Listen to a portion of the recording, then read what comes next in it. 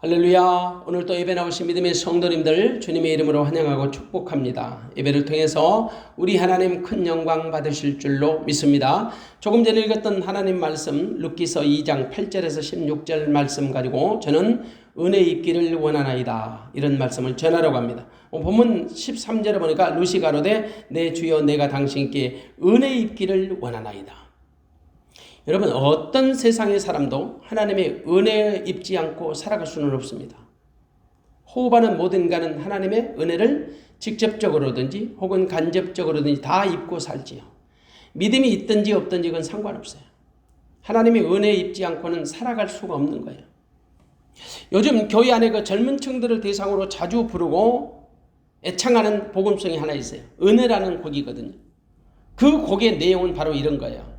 지금까지 우리가 누리고 가져왔던 모든 것들이 너무나도 당연한 것으로 생각했는데 당연한 게 아니라 하나님의 은혜라는 거죠.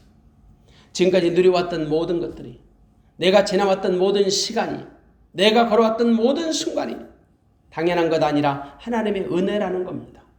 그것만이 아니에요. 내가 태어나 사는 것과 어린아이 시절부터 지금까지 살아온 모든 것들과 숨쉬고 살며 꿈을 꾸는 모든 것들이 당연한 것이 아니라 하나님의 은혜라는 겁니다.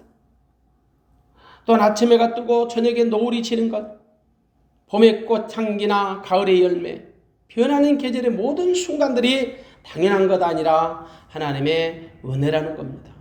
그런데 우리는 너무나 당연한 것처럼 여기고 살아왔어요. 하지만 내 삶에 당연한 것은 하나도 없고요. 모든 것이 하나님의 은혜라는 겁니다. 여러분 동의하십니까?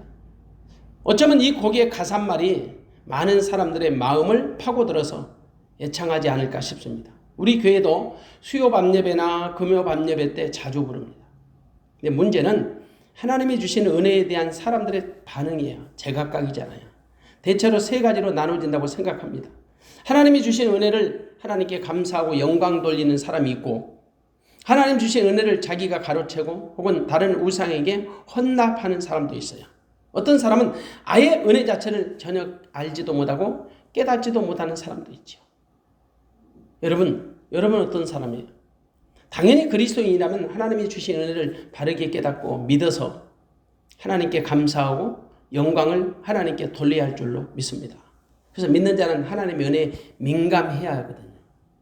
우리가 예수 믿기 전에는 몰랐어요. 근데 예수 믿고 난 이후에 돌아보니까 모든 것이 다 하나님의 은혜들, 숨쉬고 살아가는 모든 것이 다 하나님의 은혜예요. 한마디로 은혜되지 않는 것은 하나도 없어요. 성경은 하나님의 은혜와 사랑을 전하는 책이에요. 모든 성경은 하나님의 은혜로 되어 있거든요. 하나님의 은혜를 모르면 깨달을 수 없는 책이에요. 모세오경도 하나님의 은혜, 역사서도 은혜, 시가서도 은혜, 예언서도 은혜, 신약성경에 보니까 복음서도 은혜, 서신서도 은혜. 한마디로 신구약 모든 성경은 다 하나님의 은혜예요. 오늘 그 중에서도 룻기서는 하나님의 은혜의 보고 같은 책이에요. 장절마다 하나님의 은혜가 넘쳐나지요. 하나님의 은혜가 아니면 읽을 수가 없어요. 깨달을 수 없지요. 본문도 하나님의 풍성한 은혜가 넘치는 것을 보게 됩니다. 여러분, 은혜가 뭐예요? 너무나도 자주, 너무나도 익숙한 은혜에 대해서 여러분 뭐라고 생각하십니까? 사실 기독교는 은혜의 종교잖아요. 처음부터 마지막까지 은혜잖아요. 그래서 기독교처럼 은혜를 많이 강조하는 종교는 없습니다. 왜냐? 하나님이 은혜의 하나님이시니까. 은혜로우신 하나님이니까. 그러면 과연 우리가 하나님의 은혜 아래 살면서 그 은혜의 풍성함을 누리고 살아가고 있는 것인가? 근데 사실 은혜를 말하기는 하는데 막상 그렇게 살아가지 못하는 것이 우리의 현실이에요. 이유는 하나님이 주신 은혜의 가치를 제대로 인식하지 못하기 때문이에요. 은혜를 너무 당연한 것으로 여긴다는 거죠. 그나마도 대부분 자기 입맛에 맞는 것을 선택해서 인정하기 때문에 우리가 은혜를 무가치하게 생각하는 경향이 많아요.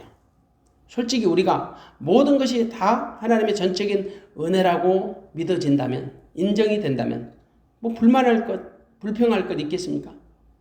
모든 것이 하나님의 은혜인데 무슨 말이 필요해요? 사는 것도 은혜고 죽는 것도 은혜라며요. 되는 것도 은혜요, 안 되는 것도 은혜라며요. 그것을 인정하고 사는 사람, 그 사람이 믿음의 사람인데, 그 믿음의 사람은 하나님의 은혜의 강가에서 헤엄을 치고 사는 거예요. 모든 것이 하나님의 은혜라고 믿는 것은 믿음 중에서 최고의 믿음입니다. 하나님은 그런 자에게 더 큰 은혜를 부어주시죠. 근데 받은 은혜를 은혜로 여기지 못하는 사람은 이미 받은 은혜마저도 빼앗겨요. 근데 작은 것이라도 하나님의 은혜로 인정하면 하나님은 그에게 더 큰 은혜를 부어주시죠. 그래서 사실 따지고 보면 은혜도 빈익빈 부익부예요. 은혜의 가치를 아는 사람은 더 풍성한 은혜를 받습니다. 은혜 가치를 모르는 사람은 상대적으로 은혜가 빈곤하고 가난할 수밖에 없어요. 그래서 빈익빈 부익부라고 제가 말씀드린 거예요. 우리는 날마다 하나님의 은혜의 가치를 확대시켜야 합니다. 그러면 은혜가 확장이 돼요. 본문을 통해서 우리는 하나님의 은혜가 어떤 것인지를 분명히 알 수 있습니다. 한마디로 은혜는요, 받을 수 없는 자에게 베풀어 주시는 하나님의 호의, 시혜를 말하죠. 다시 말합니다. 일하지 아니한 나에게 거저 주시는 하나님의 선물이에요. 근데 하나님의 은혜를 구체적으로 분류해 보면요, 육신의 필요를 따라 공급하시는 은혜도 있고 영적인 필요를 따라 채워주시는 은혜도 있어요. 물론 하나님의 관심은 육신의 은혜가 아니죠. 영적인 은혜죠. 그래서 하나님의 사람들은 영적인 은혜를 사모하고 육에 속한 사람들은 육신의 은혜를 갈망하게 돼 있습니다. 그것은 믿음의 정도에 따라서 달라지지요. 영적인 사람은 영적 은혜를 사모하게 돼 있어요. 그리고 영적인 은혜를 확대하고요, 재생산합니다. 그런데 육에 속한 사람은 육신의 은혜를 더 크게 부각시키죠. 그리고 확장시켜요. 물론 육신의 은혜가 잘못됐다거나 무조건 육신의 은혜는 배척하라는 말은 결코 아닙니다. 왜냐? 하나님이 주신 모든 은혜는 무엇이든지 다 소중하잖아요. 귀하잖아요. 다만 우리가 기억할 것은 영적 은혜를 먼저 사모하고 구하라는 거예요. 영혼이 잘 되면 범사가 잘 되거든요. 은혜도 마찬가지예요. 영적 은혜를 받으면 육신의 은혜는 자동적으로 부어지는 겁니다. 오늘 본문에는 영육 간의 모든 은혜가 다 나옵니다. 본문에 보니까 육신의 은혜도 있고 영적인 은혜도 있어요. 모압 여인 룻이 베들레헴의 유력자 보아스를 만납니다. 이 육신의 은혜를 받은 거죠.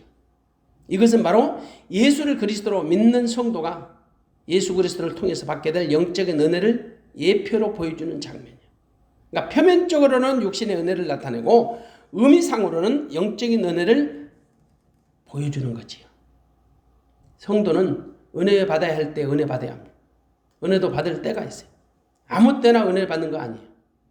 고린도후서 6장 2절에 우리가 잘 알죠. 보라, 지금은 은혜 받을 만한 때요, 구원의 날이로라. 지금은 은혜 받을 만한 때래요. 은혜 받을 때가 언제냐? 지금이에요. 은혜 받을 시대가 지금이라고. 은혜는 나중에 받는 것이 아니라 지금 받는 겁니다. 물론 지금 받아야 할 은혜도 있고 나중에 받아야 할 은혜도 있지요. 그런데 지금 은혜 받지 못하면 나중에 받을 은혜는 못 받을 수 있는 확률이 많아요. 그래서 은혜는 타이밍이 중요한 겁니다. 오늘 우리는 룻이 보아스로부터 받았던 은혜를 한번 점검해보고 은혜의 가치, 은혜의 소중함을 다시 한번 깨닫기를 원합니다. 그러면 룻이 받았던, 이 본문을 통해서 받았던 룻의 은혜는 어떤 은혜일까? 보상과 보호의 은혜입니다. 오늘 본문 12절을 제가 읽습니다. 여호와께서 내 행한 일을 보응하시기를 원하며 이스라엘 하나님 여호와께서 그 날개 아래 보호를 받아 온 내게 온전한 상 주시기를 원하노라. 우리가 하나님으로부터 받은 가장 큰 은혜가 무엇입니까? 사람마다 다르다고 생각할 수도 있어요. 생각의 차이가 다르니까. 그런데 다들 자기 삶에 가장 다급하고 시급한 것을 은혜의 1순위라고 생각할 수 있겠지요. 하지만요, 모든 그리스도인들에게 가장 큰 은혜는 두말할 필요 없습니다. 그 은혜는 무슨 은혜일까요? 구원의 은혜예요. 구원의 은혜. 내 영혼이 구원받는 거지. 감히 구원받는 것보다 더 큰 은혜가 있을 수 있겠습니까? 여러분, 그렇다면 구원받은 성도에게 가장 큰 은혜는 어떤 것일까요? 우리 모두에게 가장 필요한 은혜는 구원받는 건데, 이제 구원받은 성도에게 가장 큰 은혜가 있다면 어떤 것일까요? 그것도 역시 사람마다 다르다고 얘기할 수 있어요. 그러나 생각해 보십시오. 구원받은 성도에게 가장 큰 은혜는 저는 본문 12절에서 답을 찾았습니다. 오늘 12절에 보니까 여호와께서 내 행한 일을 보응하시기를 원하며 이스라엘 하나님 여호와께서 내 날개, 그 날개 아래 보호를 받으러 온 내게 온전한 상 주시기를 원하노라. 그 은혜는 하나님이 자기 자녀를 보상해 주시고 보호해 주시는 겁니다. 하나님은 우리가 행한 일을 보응해 주시는 하나님이세요. 우리가 행한 대로 보응해 주시는 거죠. 우리가 행한 대로 보응하신다는 것은 하나님이 눈동자처럼 우리를 살펴주신다는 거죠. 이른바 우리 일거수일투족을 주도 면밀하게 감찰해 주신다는 거예요. 그보다 더 큰 은혜가 있을 수 있겠어요? 하나님 우리를 고아처럼 버리지 아니하시고 지켜주신다는 말이에요. 여러분, 사실 보응이라는 말은 매우 다양하게 사용이 돼요. 특별히 구약 이스라엘 백성들에게 그 보응하시는 하나님의 기준이 있거든요. 이스라엘 백성들을 보응하시는 하나님의 기준이 뭔가? 율법이 율법. 그래서 보응이라는 말은 양면성을 가지고 있어요. 부정적인 의미에서는 상벌, 벌 받는 거예요. 근데 긍정적인 의미에서는 상급 받는 거예요. 부정적인 의미에서는 처벌을 받는 거고 상응한 대가를 지불받는 것이고, 긍정적인 의미에서는 거기에 합당한 상급을 주시는 거예요. 하나님은 자기 백성 이스라엘의 율법을 범하면 거기에 상응하는 대가를 반드시 지불하셨어요. 그런데 그 이스라엘 백성들이 율법을 지키면요, 감당할 수 없는 상급을 베풀어 주셨다. 이른바 영육간의 축복을 더하셨죠. 그래서 보응의 양면성은 분명히 존재한다. 이른바 잘하면 상급받고 잘못하면 처벌받는다. 근데 여러분, 상급이나 처벌은 모두가 다 하나님이 간섭하시기 때문이야. 하나님은 당신의 자녀에게만 간섭하세요. 그래서 사생자는 간섭하지 아니하신다고 분명히 히브리서 12장 8절에 말씀합니다. 징계는 다 받는 것인 너에게 없으면 사생자요, 참 아들이 아니라. 참 아들은 징계를 받아야 한다. 받을 수밖에 없다. 왜? 하나님의 간섭과 하나님의 개입하심을 통해서 나타나는 현상이에요. 징계는 하나님의 자녀라는 것을 증명하는 검증서예요.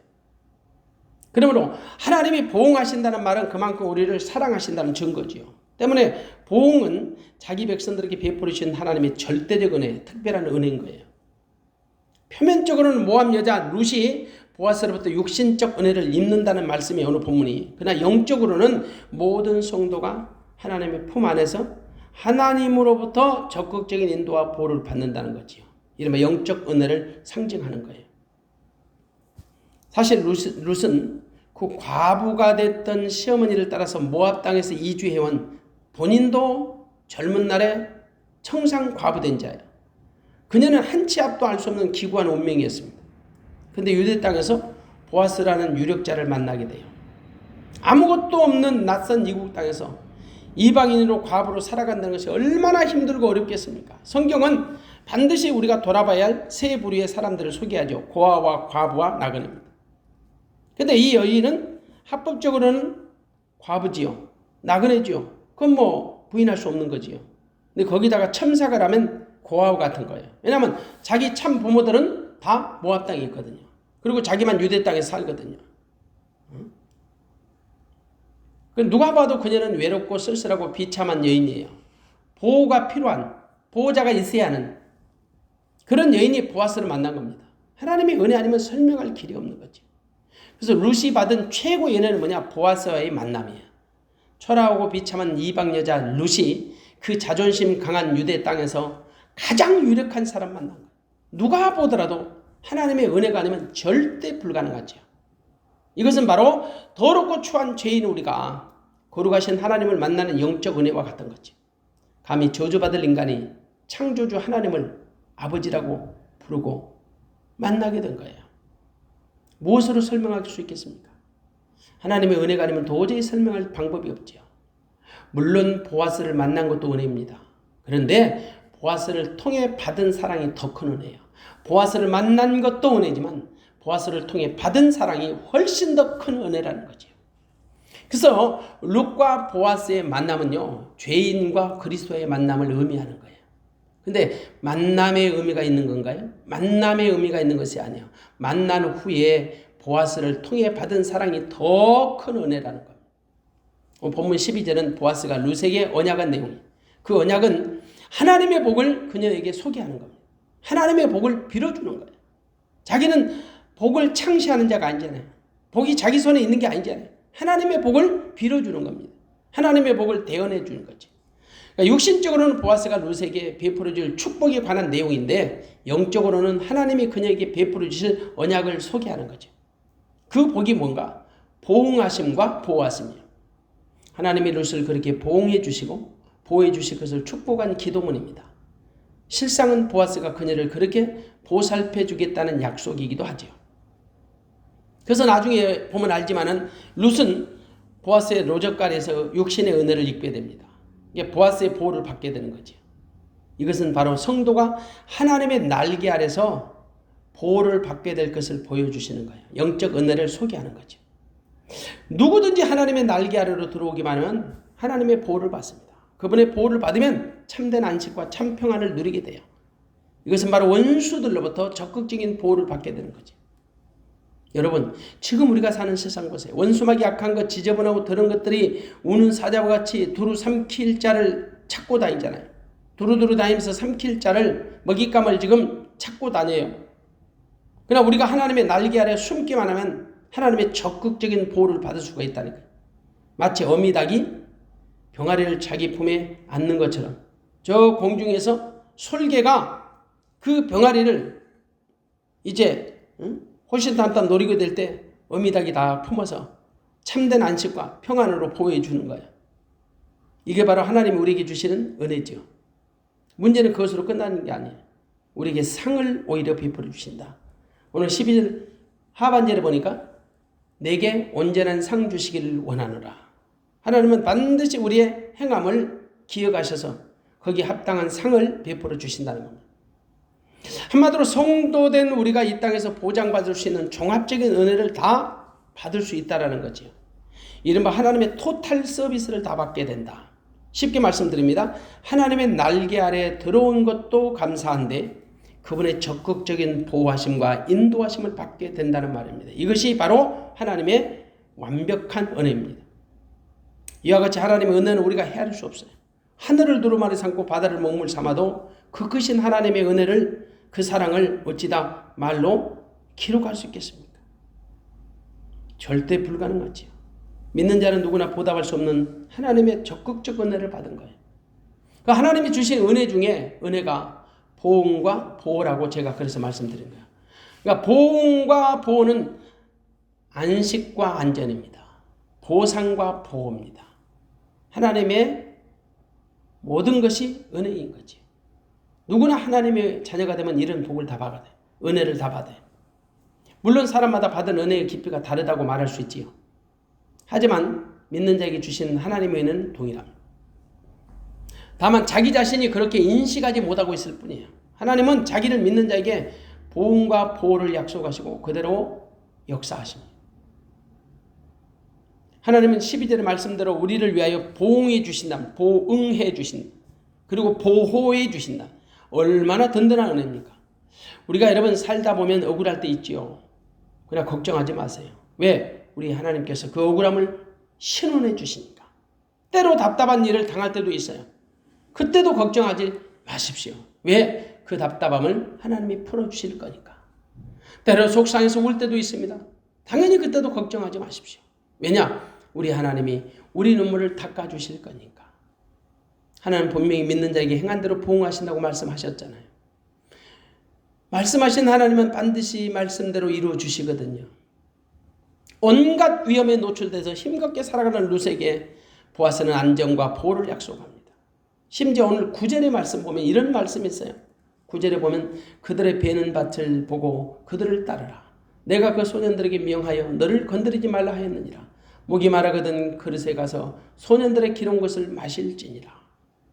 아주 세미한 부분까지 챙겨줘요. 목마르면 마실 물까지 챙겨줘요.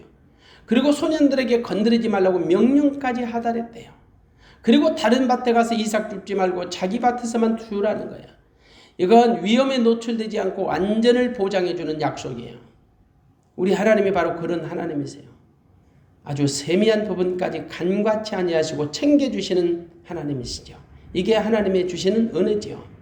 그러므로 지금 이 순간도 하나님의 은혜 아래 있다는 사실을 인정하고 그저 감사하는 믿음의 성도가 되어지시기를 주님의 이름으로 축복합니다. 룻이 받았던 또 하나의 은혜가 있다면 바로 위로와 기쁨입니다. 위로와 기쁨. 13절의 말씀입니다. 룻이 가로되 내 주여 내가 당신께 은혜 입기를 원하나이다. 난 당신의 시녀와 시녀의 하나와 같지 못하오나 당신이 이 시녀를 위로하시고 마음을 기쁘게 하는 말씀을 하셨나이다. 하나님이 우리에게 공급하신 또 다른 은혜는 위로와 기쁨의 은혜예요. 위로와 기쁨. 근데 룻은 자신이 보아스로부터 위로와 기쁨을 얻었다고 고백을 합니다. 자신은 보아스에게 있어서 시녀보다 못하대요. 시녀. 그런데 그 자신을 위로해 주시고 마음을 기쁘게 해 주었다는 겁니다. 보아스는 이방 여인 룻을 진심으로 위로해 줬습니다. 그는 이미 룻에 대한 모든 정보를 다 파악하고 있었어요. 그녀가 자기 남편이 죽은 후에도 그 시어머니한테 행했던 효심, 자기 부모와 고국을 떠나서 이스라엘 가운데로 온 일, 그녀가 현숙한 여인이라는 것을 누구보다도 가장 잘 알고 있는 사람이 보아스예요. 그래서 보아스는 그녀를 긍휼히 여긴 거지요. 그리고 위로해 준 거지요. 무엇보다 보아스는 하나님이 그녀에게 복 주시기를 원한다는 영적인 축복을 빌어주었습니다. 왜 그럴까요? 보아스는 믿음의 사람입니다. 그러면서도 엘리멜렉의 친족 중에서 가장 유력한 자입니다. 그렇기 때문에 그로부터 받은 위로와 기쁨은 가장 큰 위로가 되고 기쁨이 된 거지요. 아무것도 의지할 것 없는 빛의 난 여인이 이방 땅에서 든든한 후원자를 만났으니 얼마나 기쁘겠어요. 마치 사막에서 오아스를 만난 거지요. 보아스의 위로는 그녀에게 가장 큰 위로가 됐을 겁니다. 마음의 흡족한 은혜를 받은 거지요. 또한 그녀의 기쁨도 배가 되었을 겁니다. 마찬가지로 우리가 예수 그리스도 안에서 받는 위로가 최고의 위로고요. 그분으로부터 받는 기쁨이 최고의 기쁨이에요. 룻은 보아스를 통하여 이런 위로와 이런 기쁨을 받은 것입니다. 이것이 바로 룻이 받은 은혜입니다. 여러분, 모든 사람들은 누군가로부터 위로받기 원하죠. 특히 삶에 지친 현대인들은 더욱 그래요. 누구나 마찬가지예요. 예언은 할 것 없어요. 남녀노소 할 것 없어요. 유무식자 상관없어요. 모든 사람은 위로받기 원하지요. 그 위로가 필요합니다. 그런데 세상이 주는 위로는 마치 마약과 같습니다. 세상이 주는 위로는 매우 자극적이고요. 제한적이고 일시적이고 유한하지요. 그리고 충동적이에요. 내 영혼을 위로할 수 없어요. 세상이 주는 위로는 인간의 영혼을 위로할 수 없어요. 오직 내 영혼을 위로하실 분은 하나님밖에 없어요. 하늘 위에서 하나님으로부터 공급되는 참 위로가 내 영혼을 만족해 하고 위로하는 겁니다. 그런데 사람들은 대부분 세상에서 자기들을 위로할 사람을 찾아다녀요. 근데 찾아도 찾지는 못합니다. 육체적인 위로는 일시적으로, 부분적으로 가능할지 모르지만요. 내 영혼을 만족시키고 위로해 줄 수는 없는 거예요. 그래서 사람들은 자신을 위로해 줄 대상을 스스로 만들어요. 수공으로 만들어요. 이게 우상이에요. 우상을 만들어서 위로를 받으려고 하는 거지. 근데 여러분, 아무리 발버둥을 쳐도 우상은 우리를 위로할 수 없어요. 우상으로부터 위로받고 있다는 것은 우상의 속임수에 스스로 놀아나는 겁니다. 보다 정확하게 말씀드리면 자기 스스로 위안을 삼는 거지. 여러분, 내 영혼을 위로하실 분 우리 주 예수 그리스도밖에는 없습니다. 참된 위로는 하나님께 속해 있고요. 하늘에 속해 있는 거예요. 그래서 우리가 위로를 받으면 내 심령이 만족을 누려요. 심령이 만족하면 영혼이 만족하지요. 기쁨을 얻게 되지요. 그래서 위로와 기쁨은 동반자예요. 위로와 기쁨은 하나님이 공급하시는 은혜의 줄기들이에요. 그러므로 성도된 우리는 하늘 위에서 내려오는 참된 위로, 참된 기쁨을 누릴 줄 알아야 합니다. 세상 어디에도 내 영혼을 위로하고 기쁘게 할 자는 없습니다. 어느 종교도 없습니다. 어느 신령한 사람도 안 됩니다. 오직 우리를 위로하실 분은 예수밖에 없어요. 그분의 주시는 위로와 기쁨이 가장 큰 은혜인 것입니다. 이미 그 은혜를 받은 사람은 풍성하게 누리시고 장차 받아야 할 영혼은 간절히 사모하여 하나님으로부터 공급되는 큰 위로와 기쁨을 얻는 믿음의 주인공, 은혜의 주인공들이 되어지시기를 주의 이름으로 축원합니다. 또한 룻이 받았던 은혜가 또 있다면 바로 공급과 채움의 은혜입니다. 14절을 제가 읽습니다. 식사할 때 보아스가 룻에게 이르되 이리로 와서 떡을 먹으며 내 떡 조각을 초에 찍으라.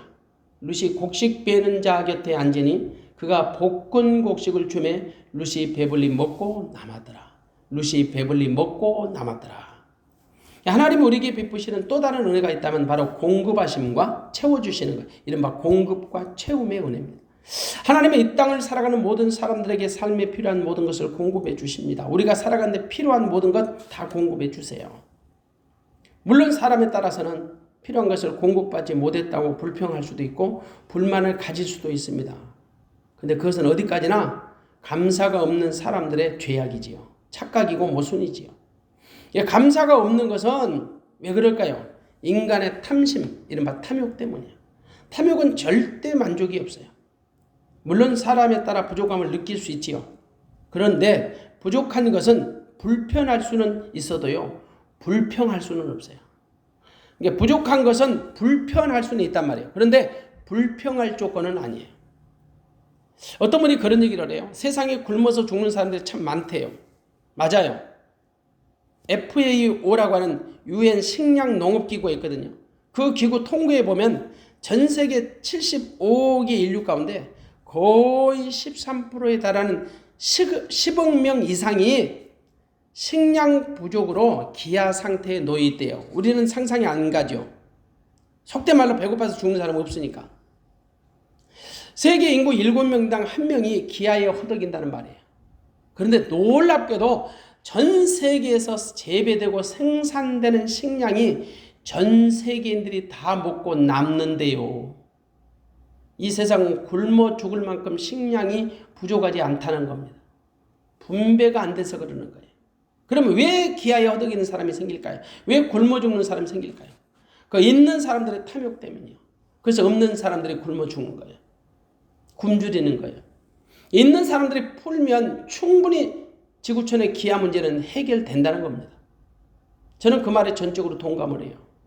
우리가 여러분 정말 배불러서 버리는 식량들 혹은 음식물들 이런 것들이 얼마나 많습니까? 우리 음식물 쓰레기가요 너무너무 많아요. 하나님은 우리 인간들이 먹을 수 있는 식량, 식수, 자원 넉넉히 주셨어요. 그러나 힘이 있고 능력 있는 자들이 쌓아놓고 풀질 않아요.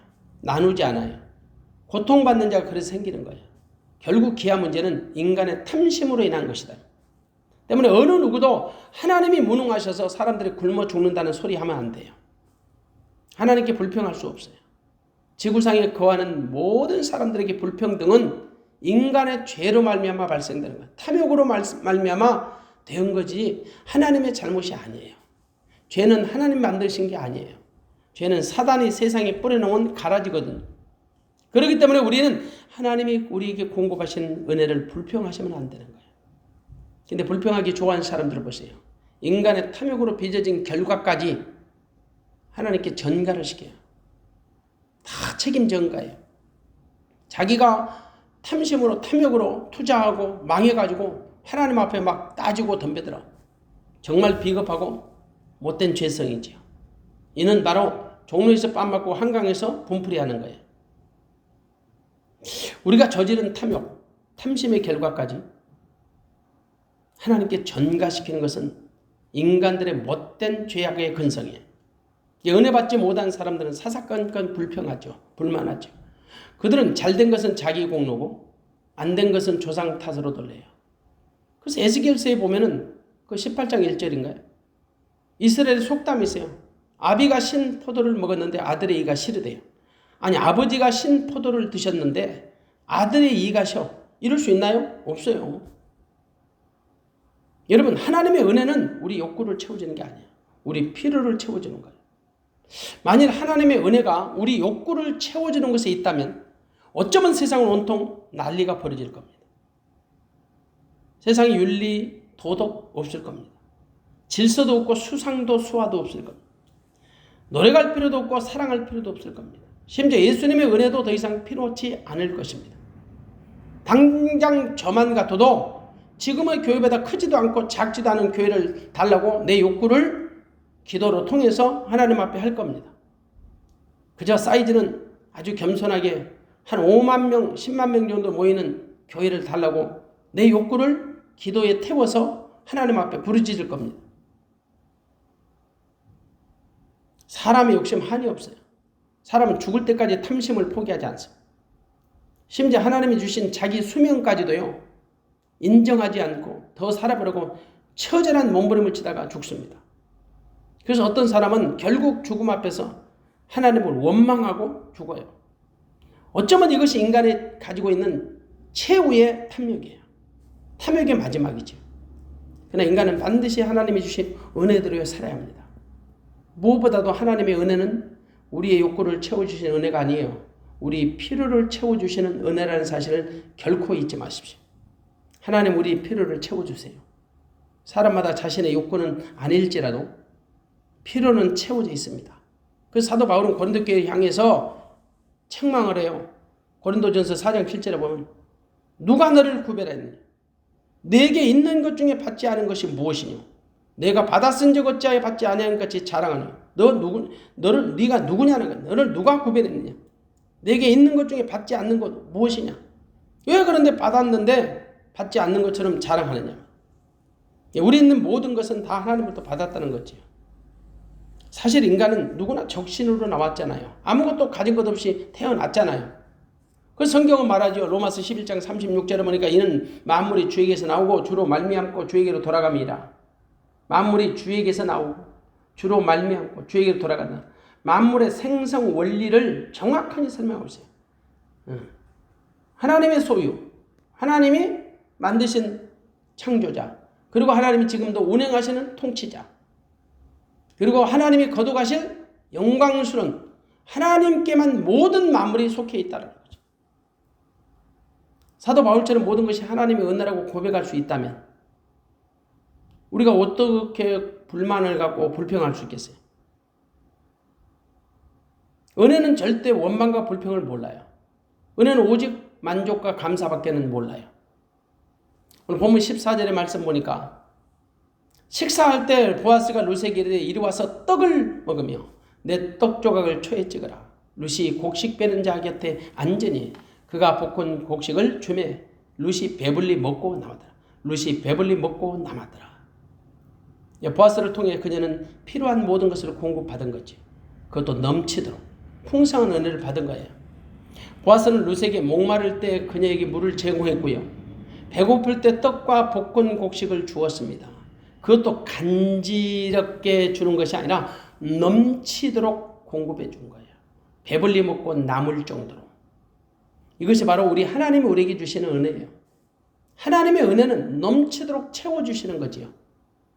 누가복음 6장 38절에 보면 후히 되어 누르고 흔들어 넘치도록 안겨주신 은혜. 후히 되어 누르고 흔들어 넘치도록 안겨주신다면 한마디로 인색하게 주신 은혜가 아니라는 거죠. 후히 되어서 주시는 은혜. 그러니까 흔들어 넘치도록 주시는 은혜. 우리 품 안에 안겨주시는 은혜. 이런 은혜를 뭐라 할까요? 가장 풍성한 은혜, 가장 완벽한 은혜, 가장 안전한 은혜. 후하게 데워주시는 은혜, 가장 풍성한 은혜. 흔들어 넘치도록 부어주시는 은혜, 가장 완벽한 은혜. 우리 품 안에 안겨주시는 은혜, 가장 안전한 은혜, 이 말이에요. 이런 은혜는 오직 그리스도 예수 주 안에 있는 은혜입니다. 세상 어디서도 구경할 수 없고 맛볼 수 없는, 받을 수 없는 은혜지요. 세상 누구로부터도 받을 수 없는 은혜. 이것이 하나님의 은혜입니다. 오늘 이 시간 보아스를 통해 룻이 받은 은혜를 정리해 봅시다. 룻은 가장 유력한 사람 보아스로부터 아무 대가 없이 엄청난 호의와 사랑과 은혜를 받았죠. 그녀는 보아스로부터 호의를 받을 만한, 은혜를 받을 만한 어떤 수고도 하지 않았습니다. 아무 노력도 없었습니다. 그냥 거저 받은 것입니다. 근데 넘치도록 받았습니다. 그녀에게 필요한 모든 것을 다 공급받았습니다. 보아스와의 결혼을 통해서 그녀의 신분까지 상승했습니다. 다윗의 중조모가 되는 영광의 반열에 오르게 된 것입니다. 예수님의 족보의 주인공이 된 것입니다. 이른바 하늘의 신령한 은혜까지 충만히 받은 거지. 영육간의 모든 복을 다 받은 사람이 룻입니다.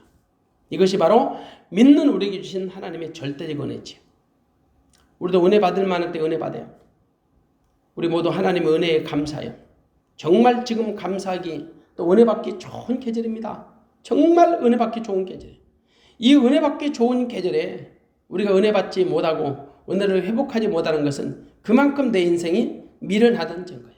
내 영혼이 죽었다는 증거예요. 오늘 특별히 우리가 추석 연휴 기간을 맞이해서 사랑하는 일가와 친척과 아는 지인들을 만나게 될 때 정말 우리 입술에서 하나님의 은혜가 터져나오고 우리의 신앙의 고백과 우리들의 삶의 간증이 하나님이 주신 은혜로 이미 받은 은혜에 감사하고 장차 받을 은혜를 사모하며 또 하나님 앞에 감사하는 믿음의 성도가 되어질 때 믿지 않은 모든 내 주변에 있는 일가와 친척 모든 사람들이 다 하나님에 대해서 호감을 갖고 예수를 그리스도로 영접하여 하나님 나라에 합당한 시민이 될 줄로 믿습니다. 그래서 절대적으로 루시 받은 은혜를 간과하지 마시고 루시 받았던 영육간의 모든 은혜가 바로 저와 여러분이 오늘 이 시간까지 또 장차 이후로도 받아야 할 하나님의 적극적인 은혜라는 사실을 잊지 마시고 그 은혜 아래 사는 믿음의 성도가 되어지시기를 주님의 이름으로 축원합니다. 기도하겠습니다.